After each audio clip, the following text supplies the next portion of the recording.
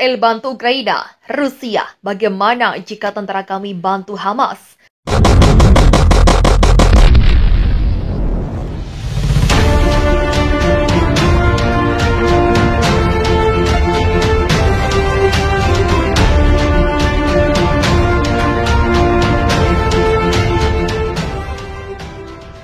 Salah seorang pejabat Rusia kepada stasiun televisi rezim Zionis mengatakan bahwa Moskow sangat marah kepada Tel Aviv karena mengirim milisi ke Ukraina.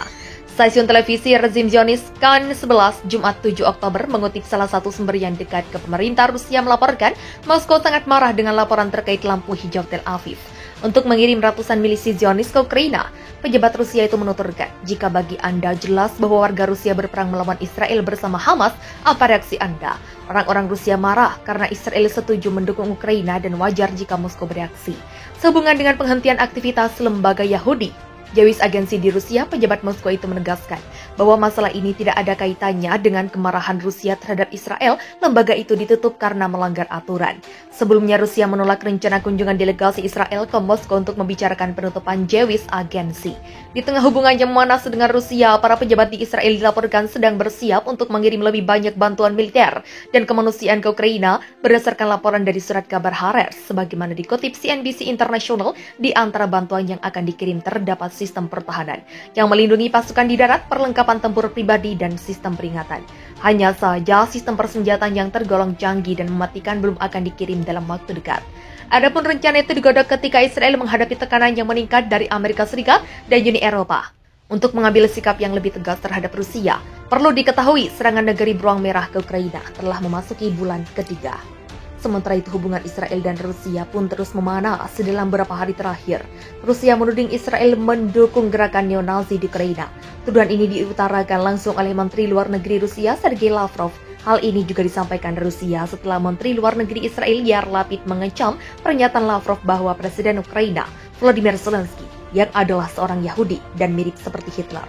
Menurut Lapid itu adalah perkataan yang tak termaafkan karena merendahkan ingatan terkait Holocaust Nazi. Sementara itu menurut Lavrov, pernyataan tersebut ahistoris dan justru memperlihatkan dukungan Israel ke neo-Nazi. Militer Suriah merontokkan 10 dari 12 rudal yang ditembakkan 6 jet tempur F-16 Israel. Militer pemerintah Presiden Bashar al-Assad menggunakan 2 sistem pertahanan rudal buatan Rusia saat melawan serangan misil Zionis. Wakil Kepala Pusat Rusia untuk Rekonsiliasi Suriah Laksamana Muda Vadim Kulit mengatakan kedua sistem pertahanan yang digunakan militer Damaskus adalah Buk M2A dan Pantsir S.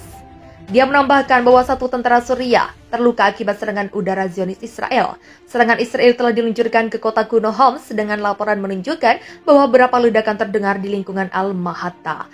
Sebuah rekaman video yang belum bisa diverifikasi secara independen tentang serangan dini hari itu menunjukkan secara sekilas apa yang diyakini sebagai rudal-rudal Israel yang masuk ke wilayah Suriah. Serangan hari Rabu menandai insiden keempat yang dilaporkan oleh Suriah sepanjang bulan November ini. Israel telah melakukan beberapa serangan terhadap tetangga regional itu sejak perang saudara pecah di Suriah pada tahun 2011.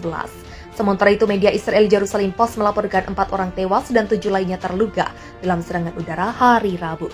Laporan itu mengatakan serangan udara menargetkan situs-situs milik Hizbullah di Homs di Suriah Barat. Hamas untuk pertama kalinya sejak perang 2014 meledakkan bus militer Israel dengan rudal anti-tank Kornet buatan Rusia. Kelompok yang berkuasa di jalur Gaza, Palestina itu merilis video dahsyat yang ledakan misil tersebut. Serangan misil itu terjadi hari Senin ketika sebuah bus militer Israel melintas di dekat perbatasan Gaza. Dalam video itu sejumlah tentara Tel Aviv berdiri di dekat bus saat serangan terjadi. Para pejuang faksi berhasil menyerang sebuah bus yang penuh dengan tentara dengan rudal Kornet. Bunyi pernyataan Hamas yang dilansir Haaretz Selasa 13 November malam. Pernyataan itu juga mengklaim bahwa serangan rudal Kornet itu mengakibatkan kematian dan cedera para prajurit Tel Aviv di bus. Namun pihak militer Israel mengatakan dalam sebuah pernyataan bahwa hanya 1 tentaranya yang terluka. Menurut militer Tel Aviv, tentara yang terluka itu telah dilarikan ke pusat medis Soroka di Be'er Sheva. Bus itu sedang melakukan perjalanan di wilayah Sa'ar HaNegev. Pada saat itu, sopir bus yang berusia 25 tahun itu menderita shock. Misil Kornet dianggap sebagai rudal anti-tank canggih yang dapat menembus tank Markava. Mark 4 Israel, kelompok Hizbullah di Lebanon juga menggunakan rudal Kornet. Pada Perang Lebanon II, Hizbullah menghantam 52 tank Israel dalam beberapa tahun terakhir. Stok misil anti-tank Hizbullah telah meningkat secara signifikan, serangan rudal terhadap bus militer Israel adalah salah satu salvo pembuka yang cepat meningkat pada Senin sore. Pada Senin malam, militan Gaza meluncurkan lebih dari 300 roket ke Israel, sedangkan tentara Israel menyerang lebih dari 70 sasaran di sepanjang jalur Gaza, termasuk markas intelijen dan stasiun televisi Al-Aqsa milik Hamas. 3 orang Palestina dilaporkan tewas, sedangkan di pihak Israel, 1 warga dilaporkan tewas dan beberapa lainnya terluka. Aksi saling serang ini imbas dari bentrokan pada Minggu malam ketika pasukan khusus Israel melakukan operasi rahasia yang menewaskan seorang komandan Hamas. Dalam operasi itu, seorang perwira Israel juga dilaporkan tewas. Hamas versus Israel, ribuan roket lawan Iron Dome. Pasukan pertahanan Israel mengklaim lebih dari 90% serangan udara yang dilakukan gerakan militan Palestina. Hamas berhasil diblok dengan teknologi sistem pertahanan Iron Dome. Kabarnya Hamas menghujani wilayah Israel dengan meluncurkan lebih dari 3.000 roket sejak bentrokan meletus di jalur Gaza di bulan ini. Juru bicara IDF, Kapten Lee B. Weiss, menjelaskan Iron Dome telah membantu mencegah serangan roket dari instalasi sipil. Menurutnya, sistem pertahanan dari rudal jarak pendek Iron Dome sebenarnya tidak 100% efektif.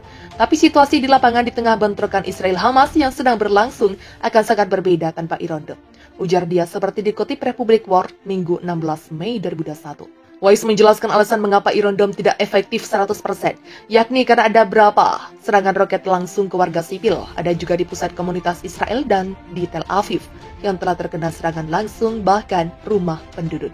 Dalam serangan terakhirnya, Hamas meluncurkan sekitar 600 roket ke Israel pada Sabtu malam, 15 Mei 2021, yang menyebabkan kematian seorang warga sipil di dekat Tel Aviv, kata Weiss. Tanpa membocorkan operasi kontra teror IDF, Weiss mengatakan bahwa ada intelijen yang sangat kuat yang digunakan untuk mengidentifikasi bahwa Hamas menggunakan warga sipil sebagai tameng. Merinci situasi di lapangan, Weiss menjelaskan warga sipil Israel di perbatasan sama sekali tidak aman.